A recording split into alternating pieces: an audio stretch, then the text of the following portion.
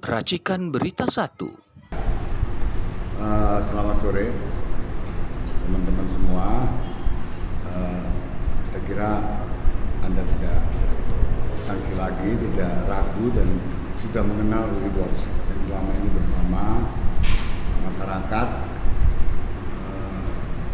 melakukan pencerahan, khususnya adalah soal kebangkitan Pak Ampu Menis, yang lebih khusus adalah PKI Gaya Baru.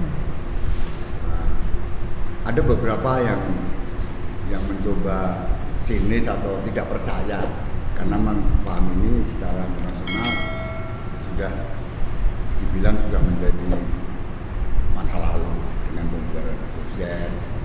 Tetapi tidak selalu begitu, karena kami berpendapat bahwa kehadiran Partai Komunis di Cina, nah ini kan masih dipertahankan meskipun secara ekonomi, kebijakan ekonominya sudah persis kapitalis. Ini memang kita tahu bahwa itulah yang akan kita bicarakan, bagaimana komunis bisa kerjasama dengan kapitalis dan bagaimana pendapat teman dan saudara nonton bahwa kali ini kami yang ngobrol-ngobrol lah dengan saudara kita Bung Rizal Fadila. Beliau adalah alumni 4, kami dari UI, saya dari Fakultas Hukum, mencoba bertukar pandangan, dan saya ingin menanyakan sama beliau bagaimana, apa betul bahwa memang PKI Gaya Baru itu ada dan apa sih tanda-tandanya gitu. Ya. Saya kira menarik Pak Joko ya, kalau dari sisi Komunis Gaya Baru yang menjadi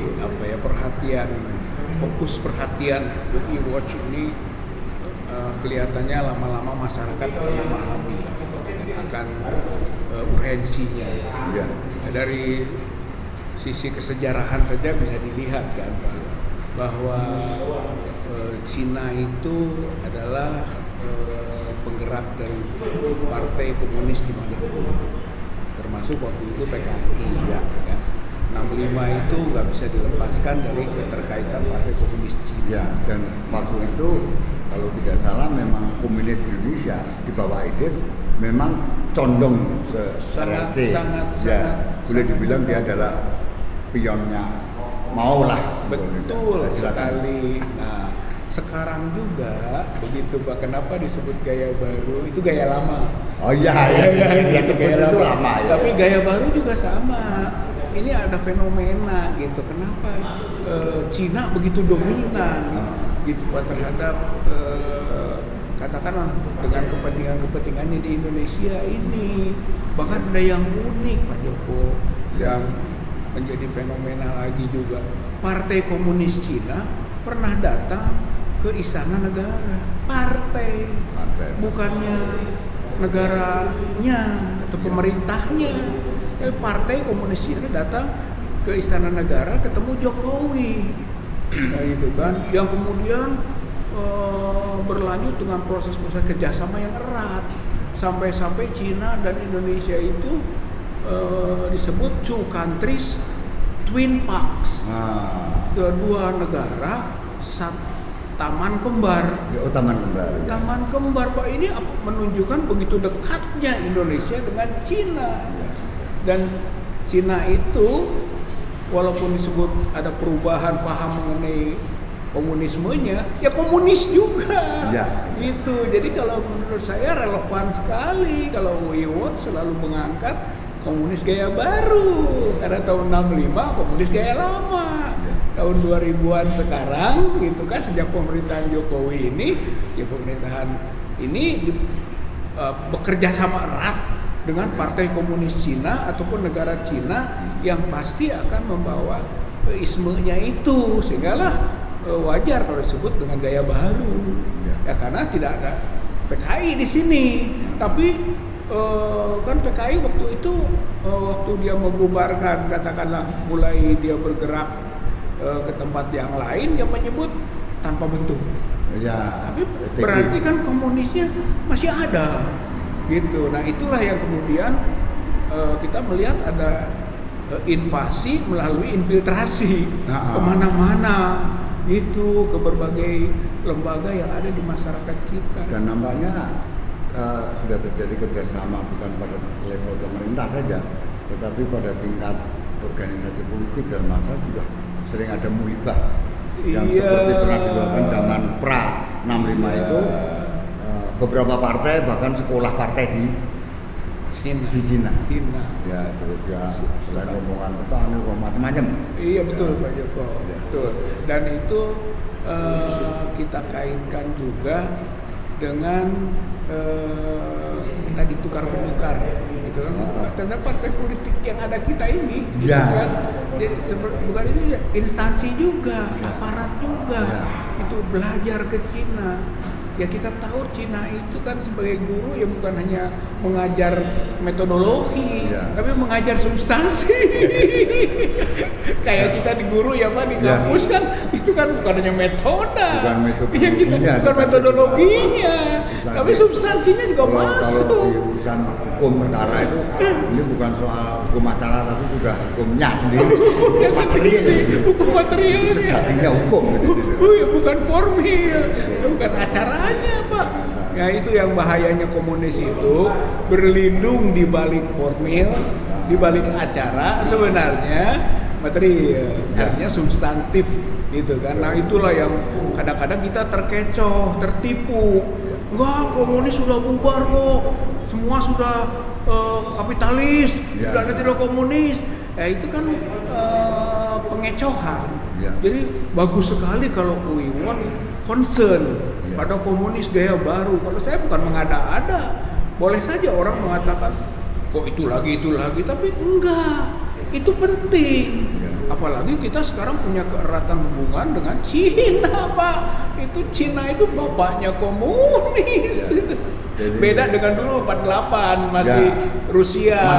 Malah betul. Sekarang Rusia itu malah Republik Soviet Madiun ya. Itu memang pro sana. Tapi nggak dominan. Nggak ada. Nggak ada Pak. Dan itu kan ada masalah-masalah internal ketentaraan dengan proyeknya Kabinet Hatta Pak. Betul, Safrudin, pemerintah Safrudin kecewa lah. Kecewa gitu kan. Ketika sudah di luar pemerintahan, ditawari menteri. Amir Sarifudin. Amir Sarifudin. Bukan Safrudin. Iya. Jadi gini, kami juga berpandangan soal itu kapitalis. Kita harus perspektif historis mengajarkan kepada kita bahwa pada tahun 30 sampai 45 itu Partai Komunis Indonesia betul-betul ditindas. Tetapi musuh kan pernah datang. Musuh datang dan disitulah melalui Amir Sarifudin itu tadi. Itu ada kerjasama. Karena perintah dari Komintern Komunis Internasional jangan sekali-kali kerjasama dengan fasis. Tapi kalau dengan kapitalis itu untuk kepentingan melawan fasis dalam pengertian Jepang, itu silakan, sehingga terus ketangkep Jepang mau dihukum mati, cuma terus kemudian Bung Karno mengatakan, artinya itu juga untuk menjelaskan Cina pun sekarang politik masih komunis, itu hanya suatu kamuflase. Dan saya kira menurut saudara Rizal ini, kira-kira sejauh mana pengaruh PKI gaya baru ini di tengah-tengah birokrasi, dan ada nggak masyarakat yang menjadi sasaran mereka yang harus dihabisin, yang harus disingkirkan lebih dulu oleh mereka? Ya, saya kira misalnya komunis itu punya karakter Pak, gitu ya. Karakternya materialistik, materialisme. Walaupun namanya sudah jadi kapitalis katanya, tapi kan materialisme, kan begitu Pak. Jadi tetap aja materi itu adalah menghilangkan nilai-nilai spiritual, nilai moral. Makanya berlaku hukum begitu kan, abaikan moral, abaikan etika, gitu abaikan pikiran sehat, gitu Pak. Itulah. Karena akhirnya juga Tuhan itu benda. Gitu kan, pragmatisme, sekularisme, dibuktikan Tuhan itu jadi dongeng gitu. Dan itu sekarang secara tidak disadari berjalan, gitu gitu Pak. Tuhan itu uang, Tuhan itu jabatan, Tuhan itu lahan, yang semuanya bisa dilihat dan dibuktikan begitu. Semuanya harus ke situ kita berorientasi. Tuhan investasi, gitu Pak. Jadi Tuhan investasi. Dan itu sekarang sudah meluas, mendalam. Itu kan ciri Pak, ciri komunisme ciri. ya. Kemudian menghalalkan segala cara. Betul. Gitu kan, asal tujuan tercapai. Ya. Al-wayah tubariru al-wasilah katanya gitu ya. Tujuan menghalalkan segala cara. Itu komunis. Ya. Itu yang sekarang juga terasa. Betul. Kemudian otoritarian itu kan ciri komunis. Ciri mereka Iya, otoriter. sama. Negara manapun yang komunis otoriter. Dan Indonesia ini di bawah kepemimpinan Jokowi kelihatan mengarah ke otoritarian. Gitu Pak. Jadi sebetulnya fenomena-fenomenanya ini muncul di samping yang global tadi kerjasama dengan Cina, tapi juga dari sisi yang lebih teknisnya dalam negeri, karakter komunis itu juga berlaku. Ya. Saya kira itu yang ciri-ciri yang sudah melekat, yang sudah mulai mewarnai atau sudah mulai. Dan saya kira kita juga mencoba melihat bahwa harus ada sasaran yang harus dihancurkan oleh mereka. Saya melihat apa betul ya. Dan ini kan ya bukan semata-mata kita itu Muslim, tapi Muslim sebagai suatu kekuatan sosiologis itu kan sudah pernah ikut melahirkan negara ini. Ikut, bukan saja ikut sebenarnya, tapi memang mayoritas baik sebelum penjajahan sampai 45 itu. Dan bagaimana di mata mereka? Ya. Anda melihat itu? Ya, saya lihat mereka khawatir. Mereka khawatir kebangkitan Islam dari Indonesia. Gitu kan. Makanya dia suntikan racun. Racunnya antara lain jauhkan Islam dari politik. Islam itu suci, agama itu suci, politik kotor. Dan itu pribadi sekali. Ya, itu privat. Katanya agama tuh jangan dibawa ke sosial, ke ekonomi, ke politik kan begitu Pak. Itu suntikan-suntikan racun. Gitu kan supaya kita akhirnya memilah bahwa ini agama, ini bukan agama. Jembatannya sekularisme. Tapi kesananya materialisme, kesananya komunisme, begitu Pak. Itu namanya etape, tahapan, marhalah gitu. Nah, jadi sekarang kita bisa rasakan agama ini terpinggirkan, gitu. Nggak boleh agama masuk ke ruang publik, politik Pak. Kalau yang mampu dipengaruhi itu diopeni, dilindungi, dirangkul. Yang kalau nggak mau ngomong soal itu ikut gitu. Masjid dibangunkan. Boleh. Jadi Islam itu menjadi ritual formal. Tidak substantif. Itu Pak. Itu komunis Pak. Komunis. Kami tidak mengganggu. Apa negara Cina tidak mengakui ada agama Islam? Mengakui. Cina juga ada komunitas. Tapi komunitas lain dihancurkan. Harus di Uighur misalnya. Tertentu nanti kelihatannya tidak setuju dengan dasar ketuhanan yang Maha Esa. Tidak. Tetapi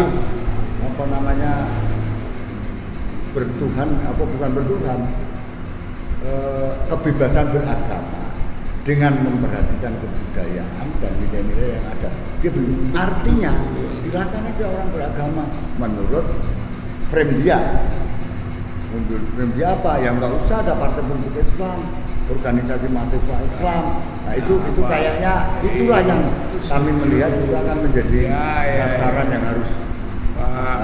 Itu kan makanya dulu ada ketuhanan berkebudayaan. Nah itu. Jadi budaya lebih dominan daripada ketuhanan. Dan kalau bertuhan itu harus menurut pikiran kebudayaan kita. Saya kira itu kenapa dulu ada revolusi kebudayaan. Artinya memang budaya akan mengalahkan nilai-nilai moral, nilai-nilai agama, nilai-nilai kebenaran. Begitu agama disingkirkan, dikecilkan. Itu jadi ketuhanan berkebudayaan itu antroposentrisme. Manusia yang punya budaya itu domain utama. gitu, antropos, manusia. Iya, manusia. Bukan Allah, bukan Tuhan yang menjadi penentu. Tuhan pun bisa direka-reka berdasarkan kebutuhan manusia. Bisa kita atur-atur. Bisa katanya, diatur-atur. atau Makanya jadi hukum Tuhan nggak ada. Yang ada hukum manusia atau hukum yang disebut hukum Tuhan sesuaikan dengan kebutuhan manusia. Ya. Itu Pak, itu antropocentrisme. Sentralnya antropos, manusia. Itu komunis Pak. Betul. Dan itu juga kalau pendidikan kita mengarahkan ke kemerdekaan berpikir, kemerdekaan bersikap, kemerdekaan untuk memiliki keyakinan dalam mana yang negatif, sebetulnya komunistik Pak. Sudah komunistik. Dan memang meskipun usaha-usaha itu, meskipun waktu itu teman-teman ya katakanlah saudara sebangsa ini yang Pak Gili kan tidak masuk PPKI, apalagi BPKI, tetapi pada diri tertentu dia PPKI itu melalui Iwa Kusuma Sumantri yang saya beliau pernah jadi rektor Unpad itu. Oke. Ya itu beliau kan sosialis diri dan dia menyatakan bahwa janganlah membesar-besarkan Islam. Selama 3,5 tahun itu Islam besar, dibesarkan karena memang ada kepentingan Jepang. Jepang untuk mempengaruhi pengen punya teman untuk menghadapi sekutu itu yang ya dia katakan bahwa itu Barat, itu Kristen dan segala macam. Nah, sehingga ketika tanggal 18 Agustus yang sangat krusial itu, yang sangat gawat itu, ketuhanan itu dicoret berikutnya 7 kata itu sebenarnya sudah mulai bukan semata-mata itu mengakui keberagaman, bukan, karena memang itu akan membawa karena gini, ketuhanan menurut dasar kemanusiaan yang ada beradab, dan kata yang Maha Esa itu akhirnya berhasil ditambahkan oleh ucapan dari Kitab Usadi Kusumo dari Muhammadiyah, dan kata menurut dasar itu kan dibenarkan oleh tokoh-tokoh juris kita, ahli hukum kita, Profesor Supomo VS, dan beliau-beliau itu kan murid terhad, dan itu sangat dihidupkan dengan suatu falsafah bahwa Islam, hukum Islam itu bisa diterima kalau hukum adat sudah menerimanya. Itu teori resepsi. Kemudian mulai tahun 30 itu gencar, dan itu sekarang menjadi teori lama yang sekarang justru Indonesia sekarang sudah mempunyai peradilan agama yang khusus Islam, dan itu menjadi perdebatan tahun 89 dan 11 itu hampir membawa perpecahan dan artinya bahwa kekuatan semacam ini yang dari antropocentrisme tadi itu memang tidak diam dari awal dan sekarang saatnya ya ketika dia sudah dari selama 32 tahun, terutama terakhir Pak Harto yang terakhir kan dekat dengan Islam ya itu ini mulai yang kita melihat dari teman-teman di UI dan insya Allah teman-teman dari lembaga lain bahwa inilah gaya barunya mereka. Meskipun secara ideologi gaya baru dalam metodologi sebenarnya, tetapi secara material memang dia itu ada teori politik in block.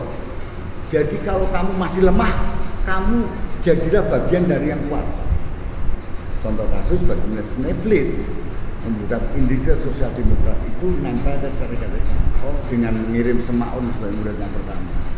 Nah, ini nanti pada titik tertentu kamu bisa melepaskan diri, namanya in-block oleh militer kekuatan itu disebut infiltrasi. Bukan saja SI, bahkan angkatan perang masuk. Amir Saripudin itu kan Menteri Pertahanan. Jadi kurun 45 sampai awal 48 itu kemenangan kaum kiri. Betul-betul itu udah kehilangan Bung Karno. Kalau segitu tanya nanti tunggu rapat kabinet, gitu loh. Segala macam nanti sudah mulai. Nah, saudaraku hari ini, apakah ada kecenderungan itu? Ya itu Pak, saya kira sama. Infiltrasi, gitu kan. Kalau belum kuat itu infiltrasi. Sudah kuat tagging. Ambil. Nah, kalau udah kuat tuh nantinya. Bahkan dikte nantinya kan. Baru mulai. Tapi kalau belum mah infiltrasi dulu. Itu memang strategi komunis begitu. Dan ini proses sekarang ini kelihatan masih di situ, Pak. Masih di situ. Masih diinfiltrasi sana-sana, tapi sudah mulai berani keluar. dan bagaimana cara kita untuk bukan menahan, untuk ya udahlah kita pakai kata melawan saja. Itu cara itu harus melawan. Saya kira melawannya adalah kembali ke akar kerakyatan, akar keumatan, dan akar keagamaan. Ya. Karena itu sebenarnya musuhnya komunis. Ya. Dan juga mungkin juga akar keprajuritan. Karena tentara juga dulu adalah, ya kan dulu adalah musuhnya juga PKI, musuhnya komunis. Terutama kita bangun lagi. Terutama SLW. Ya. Itu Siliwangi. Oleh kekuatan tentara kiri. Anti. Siliwangi itu disingkat SLB. Iya. Itu Slagerde, jadi Leger itu tentara. Itu Wilhelmina. Ini tentaranya Belanda ini. Kalau saya baca sejarah. Ya, itu kan Siliwangi pernah hampir 3 tahun ada di Jogja Solo. Dan itu kalau kita baca bukunya Pak Nas, bagaimana tentara ini betul-betul menjadi andalannya kabinet. Iya. Saya setuju, jadi melawan komunis itu Pak kita bersatu, rakyat, umat, dan TNI. Ya. Gitu. Ya Polri juga harusnya, tapi kan dulu bagian lah keamanan ya. Harus bersatu, bahwa menyadari bahwa komunis ini nggak mati. Gitu Pak, PKI nggak selesai, udah berubah bentuk, ya infiltrasi kemana-mana, dan ini gaya barunya nah Pak. Ya, dan untuk membukti gaya baru. Bentuknya kan sebenarnya dia ada kepres berapa itu kemarin? 17, 22 itu. Kok itu melindungi itu korban aneh, itu PKI segar. sebagai korban. Padahal yang korban itu umat Islam dan TNI. Sebelum ada pembunuhan mereka, yang memang kalau dari kacamata kami yang muda waktu itu kami kan baru kelas 3 SD, yang memang agak terlanjur bahwa pembunuhan kelewat meluas. Tapi hendaknya di Klaten Pak, daerah kami. Itu sebulan, 2 bulan sebelum September sudah ada pembunuhan terhadap aparat-aparat desa di sebuah desa. Jadi kalau bisa kecamatan itu kuat, mereka sudah melakukan gerakan dulu. Iya. Nah, karena itu kita mah korban. Nah, sekarang ini supaya tidak terulang kayak begitu. Kita membangkitkan kesadaran yang sama seperti keumatan, kesadaran keagamaan. Mungkin kita ke depan ini kita tidak harus mempunyai agenda nih. Apa ini agenda kita ini? Iya, saya kira kita harus melawan rezim yang berbau komunis, Pak, gitu. Dengan kesadaran juga pada masyarakat dan rakyat bahwa komunis ini bukan hanya masih hidup, tapi bergerak masif. Saya kira itu harus disadari gitu kan oleh masyarakat kita. Bukti yang terakhir itu ketika ke Chengdu, gitu kan Pak Jokowi nih dipanggil Chengdu itu Pak, itu kan memperingati 10 tahun kerjasama Indonesia dengan Cina, yaitu masanya pemerintahan Pak Jokowi 10 tahun Pak. Itu sama saja memperingati 10 tahunnya kerjasama PKI dengan Cina. Sebab PKI itu mulai tumbuh 1955. Ya betul. Dia itu PKI 4, sudah mulai pro Beijing mulai pro sana. Pas udah itu. RRC udah ikut 1955 dan sampai 1965. 10 tahun. Jadi 10 tahun dulu dan 10 tahun sekarang. Jadi relevan. Kemana 10 tahun lagi ke depan? Itu Pak masalahnya. Jadi warning UI itu betul. Waspadai komunisme gaya baru, PKI gaya baru dengan warna yang cara yang beragam sekarang, tapi masih ada kuat. Dan sayangnya pemerintah atau rezim nggak waspada dan rakyat dininabobokan gitu kan. Jadi kita harus buat early warning system gitu Pak. Harus kita bangun ini sistem yang peringatan dini. Jangan sampai tadi 10 tahun yang lalu, 10 tahun sekarang, 10 tahun yang akan datang habis. Kalau tidak kita beri warning Pak. Itu saya kira kita sampai warning dulu. Lebih teknis, kita akan lebih banyak mengundang teman-teman dari bukan saja dari kampus, tapi mungkin kita juga undang dari organisasi Nahdlatul Ulama, Muhammadiyah, Persis, yang lain, supaya kita lebih bisa menyatukan Pak Joko, bagus Pak Joko. Ya, oke. Terima kasih. Selamat sore. Assalamualaikum warahmatullahi wabarakatuh. Waalaikumsalam warahmatullahi wabarakatuh.